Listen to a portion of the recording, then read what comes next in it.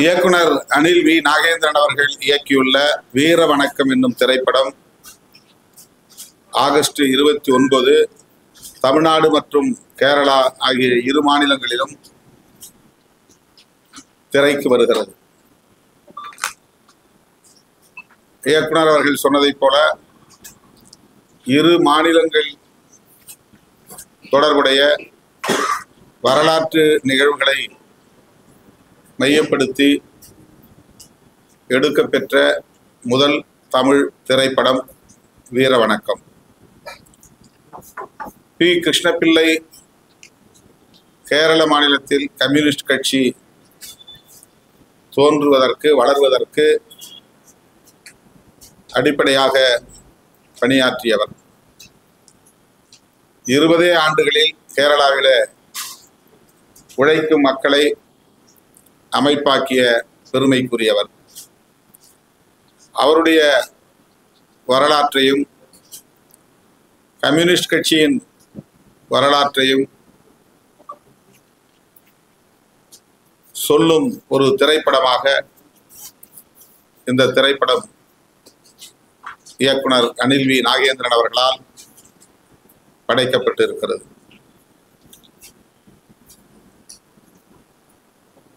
அந்த மாநிலத்திலிருந்து இந்த மாநிலத்திற்கு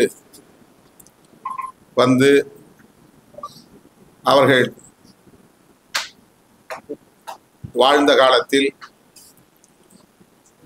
2 மாநிலங்களிலும் முற்போக்கு சிந்தனையாளர்களை வளர்ப்பதற்கு அவர் அரும்பாடுபட்டிருக்கிறார். சமுத்திரக்கனி, பரத், ரித்தேஷ் ஆகிய 3 ஹீரோக்கள் இந்த படத்திலே குறிப்பிடத்தக்க கதாபாத்திரங்களை ஏற்று நடித்திருக்கிறார்கள். சுரவிலட்சுமியும் நடித்திருக்கிறார். அரசியலில் ஆர்வம் உள்ளவர்கள்,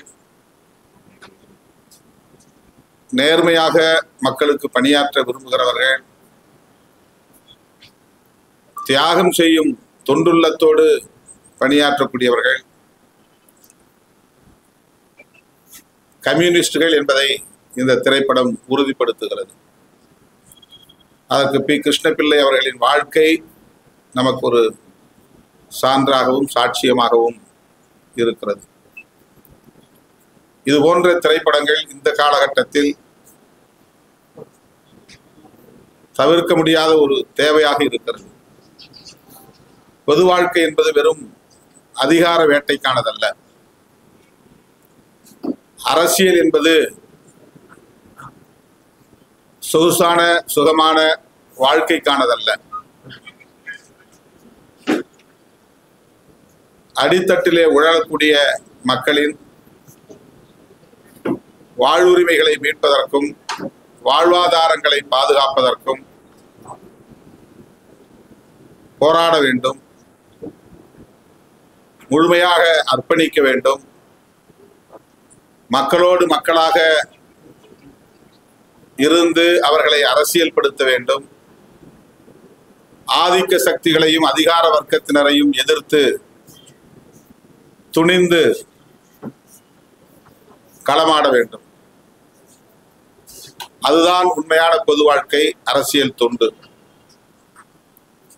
அந்த செய்தியை உணர்த்தக்கூடிய, இளைய தலைமுறைக்கு எடுத்துச் சொல்லக்கூடிய ஒரு மகத்தான உண்மை வரலாறு தான் வீர வணக்கம் என்கிற இந்த திரைப்படம். இதனை விடுதலை சிறுத்தைகள் உள்ளிட்ட அனைத்து ஜனநாயக சக்திகளும் வரவேற்க வேண்டும், இதனை வெற்றி பெறச் செய்ய வேண்டும், வணிக ரீதியாக வெற்றி பெறச் செய்ய வேண்டும் என்று சொல்லவில்லை. இதனை கருத்தியல் ரீதியாக வெற்றி பெறச் செய்ய வேண்டும், வெகு மக்களிடத்திலே கொண்டு போய் சேர்க்க வேண்டும், இளைய தலைமுறையினரிடத்திலே கொண்டு போய் சேர்க்க வேண்டும். இப்படித்தான் பொது வாழ்க்கையில் ஒவ்வொருவரும் தன்னை ஒப்படைத்துக் கொள்ள வேண்டும் என்கிற செய்தி மக்களுக்கு போய் சேர வேண்டும். அப்படிப்பட்ட ஒரு திரைப்படத்தை, வரலாற்று முக்கியத்துவம் வாய்ந்த திரைப்படத்தை அனில் வி நாகேந்திரன் அவர்கள் தமிழ் மற்றும் மலையாளம் ஆகிய இரு சமூகங்களை சார்ந்த மக்களுக்கு கொடையளித்திருக்கிறார். அனில் வி நாகேந்திரன் அவர்களுக்கு என்னுடைய வாழ்த்துக்களையும் பாராட்டுகளையும் தெரிவித்துக் கொள்கிறேன். இந்த படத்தில் மிகச் சிறப்பாக நடித்திருக்கிற சமுத்திரக்கனி, பரத் மற்றும் ரித்தேஷ், சுரபிலட்சுமி, 94 வயதிலே கிருஷ்ணபிள்ளையின் காதலியாக ஒரு போராளியின் காதலியாக நடித்திருக்கிறார். அவருடைய அர்ப்பணிப்பு மகத்தானது என்பதை இந்த திரைப்படம் நமக்கு உணர்த்துகிறது. இது காலத்தின் தேவை, வரலாற்றின் தேவை. இந்த திரைப்படத்தை அனைத்து தரப்பாரும் வரவேற்று வெற்றி பெறச் செய்ய வேண்டும் என்று வேண்டுகோள் விடுக்கிறேன். மலையாள சினிமா அரசியல் பெரிய முக்கிய அம்பேத்கர் தமிழ் சினிமாவில் விஷுவல் கூட உங்க வாழ்க்கை இருந்த சினிமா கூட பாமக அந்த மாதிரி தான் வருமா? உங்க வாழ்க்கையை சினிமா எடுத்து பயன்படுத்தி நல்ல ஆலோசனை. திரைப்பட துறையில் உள்ளவர்களுக்கு நீங்கள் இந்த ஆலோசனையை வழங்கியிருப்பதாக நான் எடுத்துக் கொள்கிறேன். விடுதலை சிறுத்தைகள் கட்சியும் அதை பற்றி சிந்திக்கவும் கடமைப்பட்டிருக்கிறது. வாய்ப்பு இருந்தால் விடுதலை சிறுத்தைகள் அது போன்ற மகத்தான ஆளுமைகளின் வாழ்க்கையை குறும்படமாகவும் திரைப்படமாகவும் எடுக்க முயற்சிப்போம்.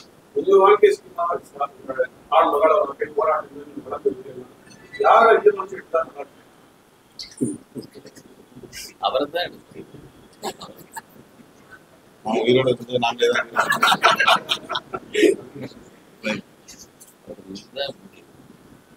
நீங்க திரைப்படத்தை சொல்லுங்க.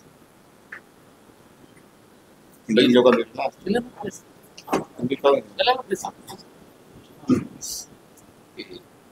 1940s கேரளாவில் நடந்த ஒரு ஸ்டோரி தான் ஒரு பார்ட். தமிழ்நாடுல சில வில்லேஜ்ல எல்லாமே ஜாதி பிரச்சனைகளை இருக்கு. ஆக்சுவலி கேரளா, தமிழ்நாடு என்னோட ஃபீல் என்னன்னா ஒரு தாய் மக்கள் தான். மலையாளம் தமிழிலிருந்து வந்த லாங்குவேஜ் தான். லாங்குவேஜ் மட்டும் அல்ல, இந்த கல்ச்சர், நம்ம எல்லா வரலாறுங்களும், நீதிக்கான போராட்டங்கள் எல்லாமே ஒரே மாதிரி தான். இதெல்லாம் வந்து ரொம்ப ரொம்ப கஷ்டமா இருந்துச்சு. ஒரு டைம்ல வந்து சுவாமி விவேகானந்தம் வந்து இது பைத்தியாலயமா வந்து கேட்டோம். இந்த மாதிரி ஜாதி பிரச்சனைகள் அதெல்லாம் மாற்றி ஒரு 1957 ஒரு கம்யூனிஸ்ட் கவர்மெண்ட் யோகமாக அது அட்டென்ஷன் கொடுத்த ஒரு கவர்மெண்ட் EMS நம்பூதிரிப்பாடு. അതിൻ്റെ முக்கியமான அந்த ஒரு ஃபவுண்டேஷன் லே பண்ணிய ஒரு மிகப்பெரிய செயலாளர், கம்யூனிஸ்ட் பார்ட்டி செயலாளர், first founder leader P Krishnapillai. அது ஒரு அட்வென்ச்சரஸான ஒரு பிரேவ் கேரக்டர். இந்த மாதிரி கேரக்டர் തന്നെ ஒரு கம்பேரிசன் கூட கிடையாது. செக்குவரேக்கு மேலே இருக்குன்னு நான் எப்போதும் அடிக்கடி சொல்லுவேன்.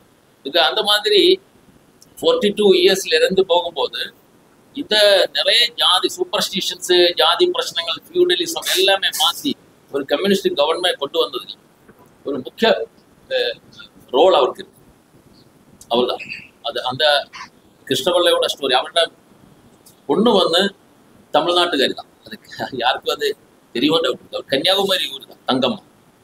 அவர் தமிழ்நாடோட மருமகன் தான். அந்த ரிலவன்ஸ் கூட இருக்கு.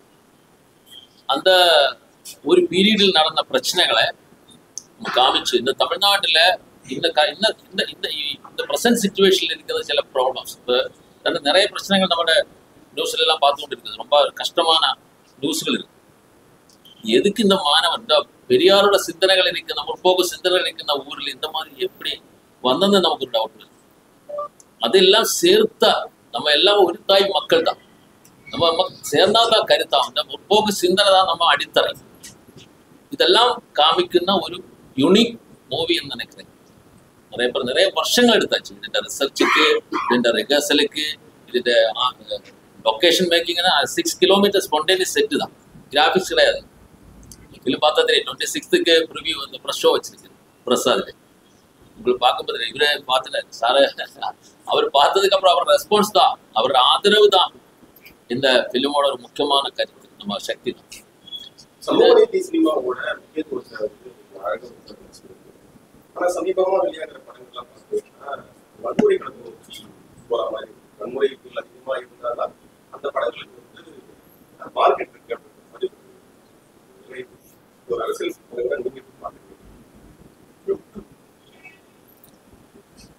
வணிக நோக்கில் எடுக்கப்படுகிற திரைப்படங்களில் வன்முறை என்பது ஒரு உத்தியாக இருக்கிறது. காதல், டூயட் என்பதை போல வயலன்ஸ், பெரிய அளவில் கதாநாயகன் வில்லன்களோடு மோதுகிற காட்சிகள், இரத்த கலரிகள், இவையெல்லாம் இளைஞர்களை ஈர்க்கும் என்கிற அடிப்படையிலே வலிந்து திணிக்கப்படுவதாக நான் பார்க்கிறேன். அப்படி மக்கள் எதிர்பார்க்கிறார்கள் என்று சொல்ல முடியாது. இது வந்து திரைப்படத்துறையில் இருப்பவர்கள் மக்கள் மீது திணிப்பதாகத்தான் நான் உணர்கிறேனே தவிர மக்களுடைய எதிர்பார்ப்பது அல்ல. இப்ப வீர வணக்கம் போராட்டங்களை, அடக்குமுறைகளை காட்சியாக்கி இருக்கிறார்கள். அதிலும் வன்முறை இருக்கிறது. ஆனால் அது வலிந்து திணிக்கப்பட்டதல்ல, நடந்தது, வரலாற்றில் நிகழ்ந்தவை. அதை காட்டுவதற்காகத்தான் அந்த காட்சிகள் இருக்கின்றன. ஆகவே இது போன்ற காட்சிகள் நடந்தவை, இனி நடக்கக்கூடாது என்கிற அடிப்படையிலே திரைப்படங்களில் காட்சிப்படுத்துவது வரவேற்கக்கூடியவை. வணிக நோக்கில் திணிக்கப்படுகிற வன்முறைகள் ஏற்புடையதல்ல. இந்தியாவில் எத்தனையோ மாநிலங்கள்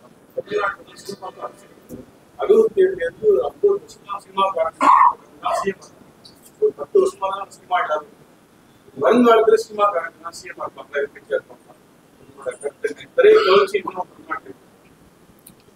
அப்படி இருக்கிறதுனாலதான் வந்து திரைப்படத்துறையை சார்ந்தவர்கள் நம்பிக்கையோடு களம் இறங்குகிறார்கள். ஆனால் இன்றைய தலைமுறையினர் அரசியல்வாதிகளை விடவும் அரசியல் விழிப்புணர்வு பெற்றவர்களாக இருக்கிறார்கள் என்பதை நாம் கணக்கிலே கொள்ள வேண்டும், கருத்திலே கொள்ள வேண்டும். 40 ஆண்டுகள் 50 ஆண்டுகள் அரசியல் களத்தில் பணியாற்றக்கூடியவர்களின் போக்குகளை துணிந்து விமர்சிக்கக்கூடிய அளவுக்கு அரசியல் ஈடுபாடு, அரசியல் விழிப்புணர்வு தமிழகத்தில் கூடுதலாக இருக்கிறது, வளர்ந்திருக்கிறது என்று நான் நம்புகிறேன். எனவே வெறும் திரை மாயை ஆட்சியை பிடிக்க போதாது. தமிழ்நாட்டு மக்கள் அப்படி ஏமாற மாட்டார்கள் என்று நான் நம்புகிறேன்.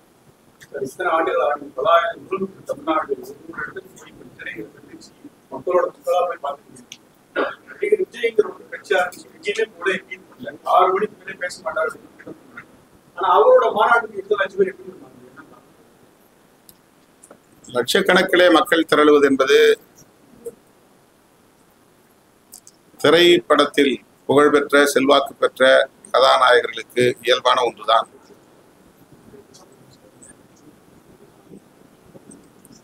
ஆந்திராவிலே சிரஞ்சீவி, பவன் கல்யாண், அதை போல தமிழகத்திலே பல தலைவர்கள் இன்றைக்கு நாம் விஜயகாந்த் உட்பட விஜய் வரையிலும் பார்க்கிறோம். ஆனால் அவர்களால் கடைசி வரையில் தாக்கு பிடித்து நிற்க முடிகிறதா என்ற கேள்வி எழுகிறது. ரசிக பட்டாளம் என்பது வேறு, அரசியல் விழிப்புணர்வு பெற்ற களப்பணியாளர்கள் என்பது வேறு. சில லட்சம் பேர் போதாது ஆட்சியை கைப்பற்றுவதற்கு. 5 லட்சத்திலிருந்து 10 லட்சம் பேர் ஒரு இடத்திலே திரண்டால் உங்களுக்கு பிரமிப்பை உருவாக்கும். ஆனால் அது ஆட்சிக்கு பயன்படாது. அதை வைத்து நாம் ஆட்சி மாற்றமே நிகழ்ந்துவிடும் என்று சொல்ல முடியாது. கட்சி தொடங்கி இத்தனை ஆண்டுகள் கடந்த நிலையில் 2 மாநில மாநாடுகளை நடத்தியிருக்கிறார்கள். 1வது மாநாடு 2வது மாநாடு என்றுதான் அதற்கு பெயர் சூட்ட முடிந்ததை தவிர கருத்தியல் சார்ந்து அந்த மாநாட்டுக்கு பெயர் சூட்ட முடியவில்லை. அதுல ஒரு ஐடியாலஜிக்கல் கான்செப்ட் இல்லை. நாங்க மாநாடு நடத்துறோம்னா வெல்லும் ஜனநாயக மாநாடு, அதுல ஒரு கான்செப்ட் இருக்கு. தேசம் காப்போம் மாநாடு, அதுல ஒரு கான்செப்ட் இருக்கு. மது ஒழிப்பு மாநாடு, அதுல ஒரு கருத்தியல் இருக்கு. அரசமைப்பு சட்டத்தை காப்போம் அப்படின்னு ஒரு பெயர் சொல்லி அதுல ஒரு மாநாடு போடுறோம். அந்த மாதிரி மாநாட்டு 1வது மாநாடு, 2வது மாநாடு, 3வது மாநாடு போடுறாங்கனாலே ஐடியாலஜிகளா அவங்களால பொருத்தி பார்க்க முடியல.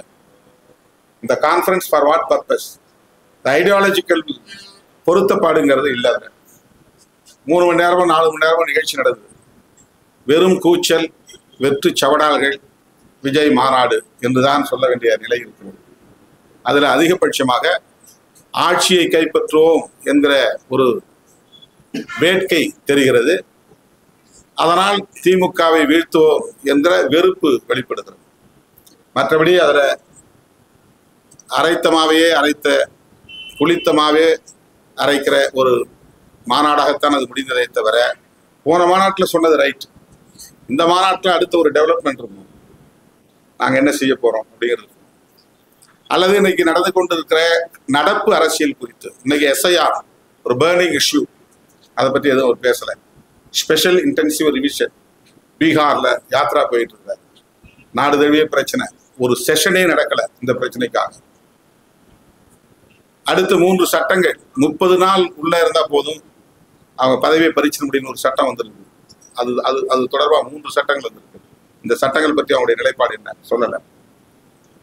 தமிழ்நாட்டில் தூய்மை பணியாளர்கள் பிரச்சனை இப்ப பெரிய அளவில் விவாதிக்கப்பட்டது, அதை பற்றி எந்த கருத்தும் இல்லை. தமிழ்நாடு உட்பட இந்தியா முழுவதும் ஆணவ கொலைகள் அதிகரித்துக் கொண்டிருக்கின்றன, ஹானர் கில்லிங்ஸ், அதை பற்றி அவங்க நிலைப்பாடு என்ன தெரியல. பெரியார் என்ன சொன்னார், அதை சார்ந்த எந்த பேச்சும் இல்லை. அம்பேத்கர் எதற்காக பாடுபட்டார், அதை சார்ந்த எந்த கருத்தும் இல்லை. வெறும் திமுக வெறுப்பு, ஆட்சி அதிகாரம் என்கிற நிலையில் தான் ஒரு மாநாடு நடந்து முடிந்திருக்கிறது. எனவே அவங்க ஐடியாலஜிகளோட இன்னும் சிங்க்ரனைஸ் ஆகல.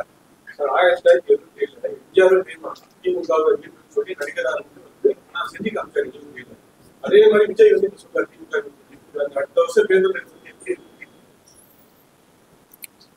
எம்ஜிஆர் காலத்துல இருந்த மாதிரி மக்கள் இல்லை. இப்போ இன்னைக்கு இருக்கிறவங்க ஒவ்வொருத்தரும் ஹீரோ, ஒவ்வொருத்தரும் ஜேர்னலிஸ்ட். இன்னைக்கு மீடியா சொல்றதை நம்பிக்கிட்டு இருக்கிற மக்களா இல்லை, ஒவ்வொருத்தரும் மீடியா பர்சனா மாறிட்டான். ஒரு காலத்துல வெறும் ஹீரோவை திரையில இருந்து பார்த்தா அதனால அவங்களுக்கு ஒரு மயக்கம் இருந்துச்சு. இன்னைக்கு ஒவ்வொருத்தரும் தானே ஹீரோங்கிற லெவலுக்கு மேல வந்திருக்கிறான். அதனால அந்த 77 காலம் வேற, 2026 காலம் வேற. கேரள மாநில விடுதலை சிறுத்தைகள் கட்சியின் சார்பில் விருதுகள் வழங்கும் விழா நடக்கிறது.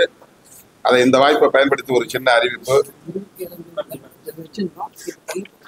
மகாத்மா ஐயங்காளி விருது, பொய்கையில் அப்பச்சன் விருது, மாவீர் பிர்சா முண்டா விருது, சகோதரன் ஐயப்பன் விருது, பாம்பாடி ஜான் சோசப் விருது, மலையாள மாமணி விருது என்று 6 விருதுகள் வழங்க இருக்கிறோம். அந்த விருதுகள் பெறக்கூடிய சான்றோர் பட்டியல் பின்னர் அறிவிக்கப்படும்.